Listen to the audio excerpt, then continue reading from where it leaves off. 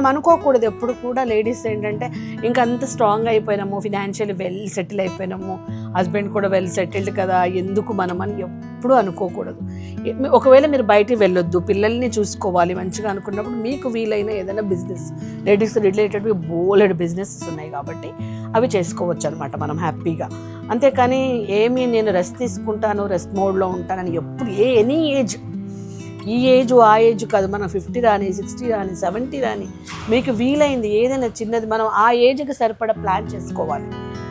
ఏంటంటే మనం 70 ఇయర్స్లో వర్క్ చేయలేం కాబట్టి మనం మనీ కొంచెం జాగ్రత్త చేసుకొని దాన్ని ఎఫ్డి వేసుకొని, అంటే ఫిక్స్డ్ డిపాజిట్ చేసుకోవచ్చు. మనం యంగ్ ఏజ్లో ఉన్నప్పుడు కొంచెం కొంచెం ఆ మనీని దాచుకుంటూ మనం ఫిక్స్డ్ డిపాజిట్లో వేసుకుంటే దాని మీద వచ్చే ఇన్కము మనకు ఒక 60 ఇయర్స్ దాటిన తర్వాత అది సరిపోతుంది కదా మనకి. అండ్ మనము ఈ హెల్త్ ఇన్సూరెన్స్లు చేసేసుకుంటే ఒక 70 ఇయర్స్ వచ్చిన తర్వాత కూడా మీకంటూ ఒక ఇన్కమ్ సోర్స్ అనేది ఉంటుందన్నమాట.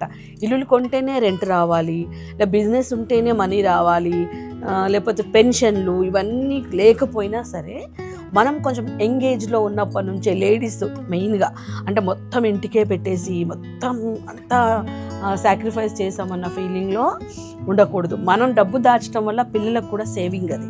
సో పిల్లలకు కూడా బర్డెన్ లేకుండా ఉంటుంది కాబట్టి దాచడంలో అస్సలు తప్పు లేదు.